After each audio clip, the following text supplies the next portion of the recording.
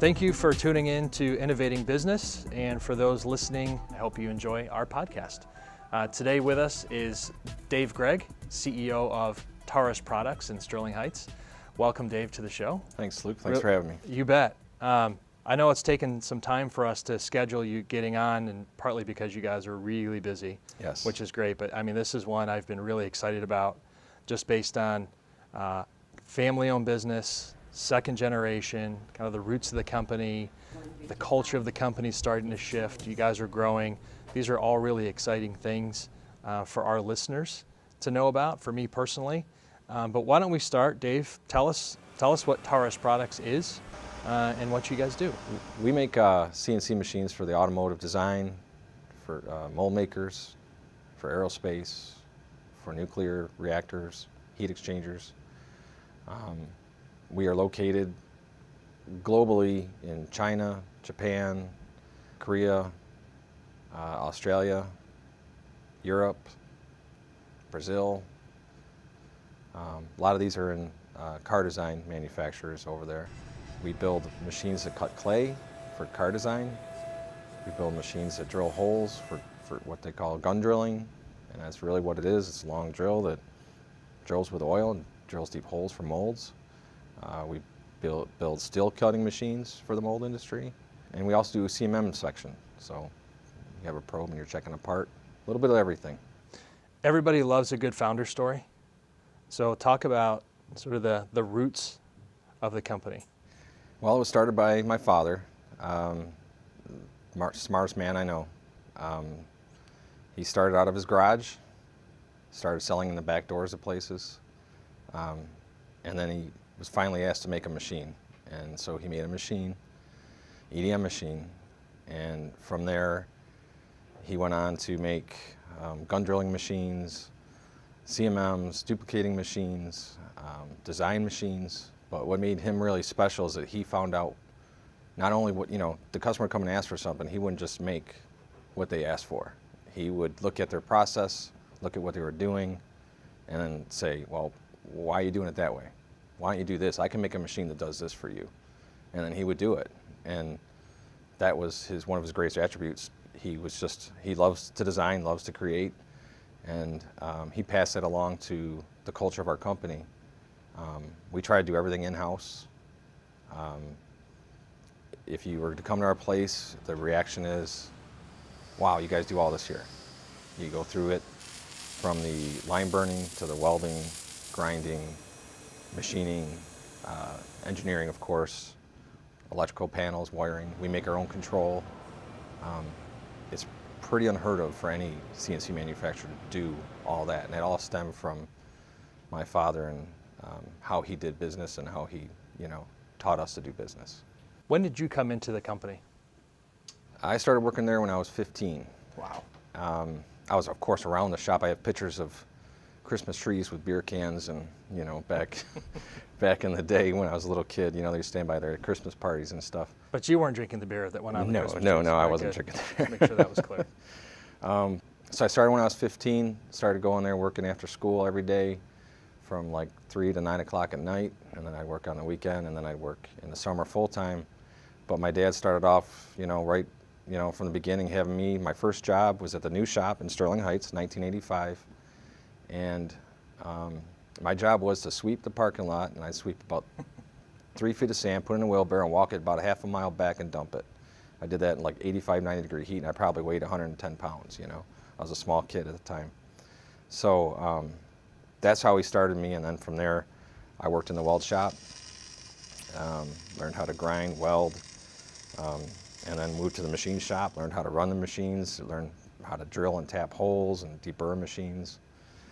Worked my way up into actually learning the software and training people. And then I kind of taught myself how to program. My dad would help me, and I learned how to program the machines, the actual user interface, because we had our own control. Right. And that's how people run the machine, that side of it. And then I eventually learned how to do the other side that actually made the machine move. So I kind of went through the whole company, and that's our culture, has always been that way. I have several guys that hired in around the same time as me, still working today, that are in the same type of position. They've moved up in the head of engineering or to plant manager, and all over the place there's guys that did the same thing, that started with no knowledge of anything and worked their way up. So that's kind of been our culture, and that's how I started, and that's how everybody else started. So that's an old cliche almost. If you really want to run a company, you got to start at the very minimum job within the company and learn sort of every facet of it all the way up. But your company is so complex though. Yes. And you have done every single piece of complex part of that, from engineering, design, and tool cutting, and For the most machining, part, and yeah. programming, and you still do all of that stuff in-house, like you Yes. mentioned. So how does that line up with competitors? I mean, how much of an edge does that give you? I mean, it sounds like there's a lot of customization you can provide to every client, to Yes. every customer. Yes. Does that customization get you more opportunity? Or does that customization leave you more with a really good core group of customers that are just relying on you for pretty much everything, or both? Yeah, it can work both ways. My father's always found niches, and we do this. We do the same thing. We find the niche places to go to, because yes, we can adapt extremely quick, because we can, not only we can design a new machine for you and build it, and we can customize the software, tailor it to what you need. And because we have all those different processes in our, that we are doing all those things in-house, we can adapt quickly where other people can't. They have to wait on somebody else to be able to make the changes to their machine or adapt. And a lot of people they'll tell you, no, these are the ones we make and that's all we're making. We're not going to do what you. So, yeah, it gives us a huge advantage being able to do all this in-house. It does add complexity and makes things a little bit tougher sometimes, because we are doing so much rather than doing the same thing over and over. But I think the experience of doing it itself has made us, what gives us that edge to compete with people on that level. Right. It's a family-owned business. Family-owned businesses, reputation-wise, there's always this perspective of a family-owned business. All kinds of opinions. So you've been living and breathing it for a long time. Yes. Can you talk about the culture of a family-owned business and how that culture has evolved now that you are CEO, and sort of what aspects have changed? Okay. And how you sort of look at the company going forward from where you are today for like the next 5 years from a cultural standpoint? Okay. Yeah, my father was always different at work, never brought work home. So for me and my brother growing up there, yes, there's different aspects of, he's your father, so when he gets upset at you there, obviously it's hard, you take it home, but he never did. He never brought it home. I mean, he never even talked about work at home. It was done. So from that perspective, I always appreciate that, and I've always tried to do that with my life, and my brother, I think, does the same. What was weird for us is that we were kind of running the company and didn't even really realize that we were doing that when my father was kind of stepping back. But I still felt like, and my brother the same way, Doug Greig, he's in charge of general sales, marketing. We felt like we were running it, but we weren't yet, because we're still relying on my father. He was always there, and that's the dynamic you get, because it's like your dad. You count on him, he's there, he's gonna take care of everything. So when we finally started realizing, like, hey, wait a minute, we got to start doing this now. It's our time to start doing this. We're owners, because we never really felt like owners. We always felt like we worked for them. Right. That's when we kind of came together and said, hey, look, we got to change our culture now, because it was just kind of sitting there and it was not changing. And we got a growth strategist, John Quinlan, who came in and helped us out. It's been great, because of we've got our we made our values, and we started making role definitions to help engage employees. The culture going forward is to continue to keep working on what we call emotional intelligence, working with the people to get their input back to you, and give them input continually, monthly, setting goals. That's a huge thing for all employees. They want something to strive for. Right. Skill sheets. What can you do? Where can you improve? And they want that, and they want to be able to do stuff on their own. So we also have what we call action plans, where anybody in the shop, at wherever they are, can be involved in doing something that's not in their normal work flow. Whatever project that might need something done, they'll be in charge of it. So we empower them to be able to do these projects. And I think that's a huge thing in our building our culture. And those are difficult things to implement. Very. And everything you hear about culture change, it has to be so consistent with leadership. Yep. That it's a significant detriment if leadership doesn't keep pushing the culture, right? It could actually backfire on you. Correct. So yours is a culture of accountability, right? Yes. And engagement and communication. Yep. Right. So the employees now feel like they have a very significant role in where the future of the company goes versus going in, doing a job, and going home. Right. And and that's just we're still working on that because we're it takes a while. We went down through supervisors to the reports and getting everybody involved and into the company. Like you said, it's tough work. It's a long time. My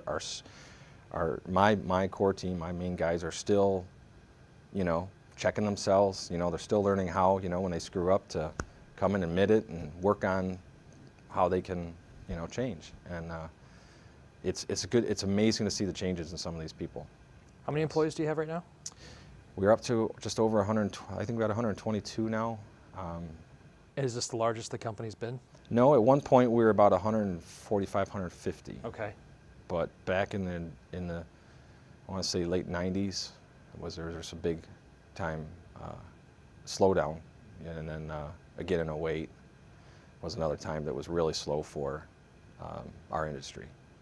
So luckily for us, my dad's the way he ran the company then is he was always real cautious and not expanding too fast, but he also kept all these different areas going, and so we're kind of following the same format. We want to have a little part of everything because when things slow down in car design, you might pick up in aerospace or some of these other areas. So, right. Yeah, we plan on trying to grow the company again. My plan is in 5 years to be up to 160 people, 170 people. Add on to our existing shop. We had plans before, and I would like to do that again because my goal is to double our sales in 5 years. That's awesome. So, in terms of hiring, mm-hmm. so you've got, I'm assuming, a fairly multidisciplinary workforce almost, maybe some interchangeable people kind of moving across different facets of the business potentially based on the skill set required? Yes.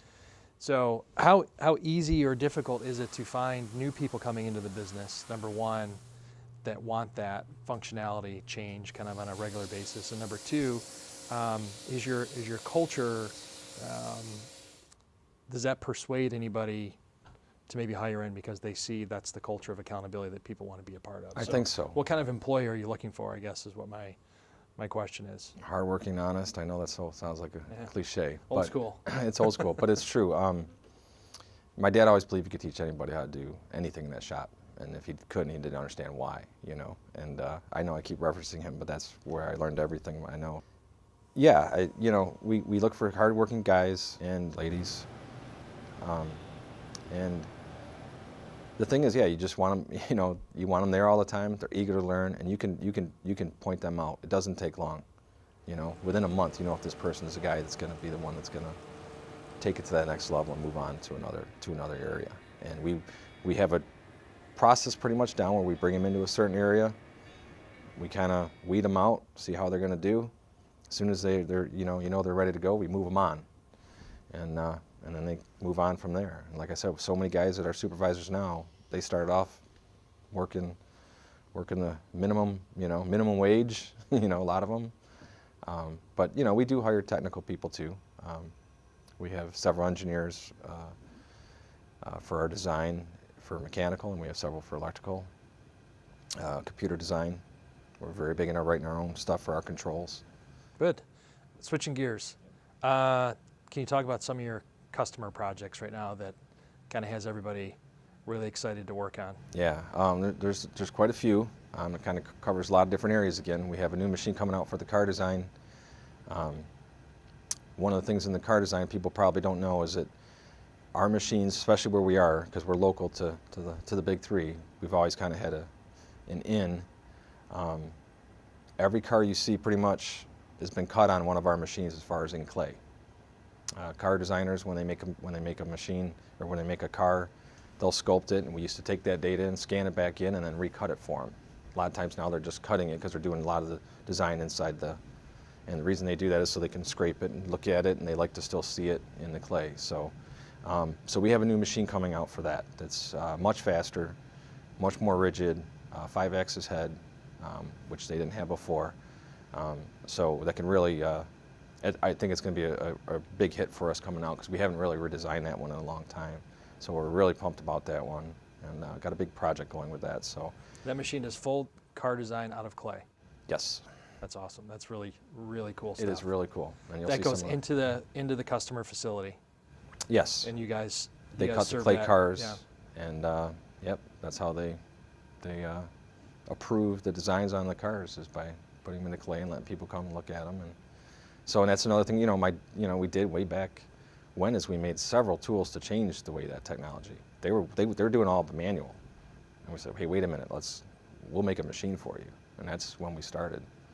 And that's something we're really proud of, is that we kind of helped push that along way back in the early 80s. And actually, some of the car commercials that you see today, you will see our machine.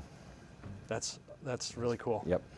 So that's automotive. Yep. What are some of the other industry projects you're working on that are?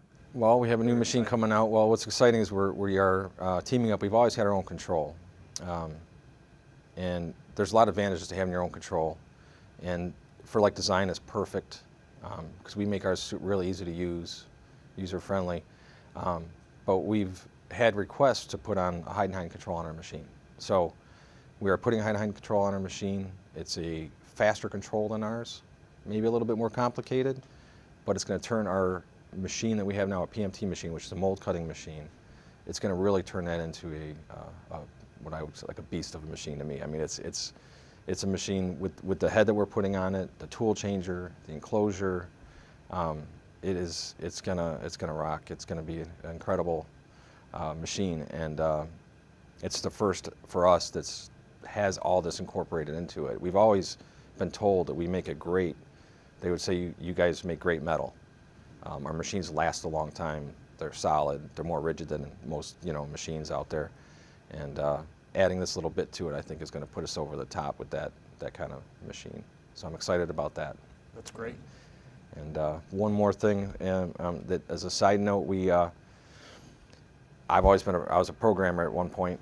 So one of my big pushes was the data in the shop, and I'm sure a lot of guys who have shops like ours can relate, getting feedback on how your machines are doing and what they're running, time-wise and everything else, and keep track of inventory and all that. ERP systems, MRP systems, what people call them. I got frustrated with ours. I was always trying to get good data out, and I couldn't figure out how much the machine really cost me. Ours are very complicated bill of materials, so you can imagine trying to keep track of all the time and all the stuff going into it is a struggle. So I first started writing reports for it, and then hired someone to write reports for it, and then after a while said, you know what, I'm just going to make my own. Let's just make our own. And we've been running it now for about 7 months. We're going to launch it at the show in Canada, and I'm very excited about it because it touches all different areas of that, and I plan on selling that going forward. And I think that's the beauty of it, is we're running it all the time. Right. So we're testing it and running it, and we're more complicated than most people need. So I know and it touches everything from accounting to engineering to service, inventory, manufacturing times. All real-time data capturing. All real-time data capturing. Wow. Scanners, scan in, scan out, all the stuff. Remote stuff for your phone. So you're creating an application for it that someone could have on a handheld device? it's web-based. Okay. So it can run on anything you got. And we also made mobile versions for the phones to make it easier for like our service guys for clocking in and out, electronic signatures, things like that. So it's really exciting. That's my, one of my side passions, because I, used The to. future of manufacturing is efficiency. Yep. And cost reduction. Yep. Right? And to be able to recognize that within your own plant, Yep. to pull that out and start offering that as a new product line, I'd be very interested to see how that goes. Yep. So good luck with that. Thank you. Well, tremendous insights on Tarus Products, and thank you for sharing that with us. Mm-hmm. Great insights on the history of the company, founded by your father, many of the principles of which you guys still push out to the employees in the company today in terms of values. Thank you so much for joining us today. This was awesome. Well, thank you for having me. Appreciate it. Thank you. I do appreciate it.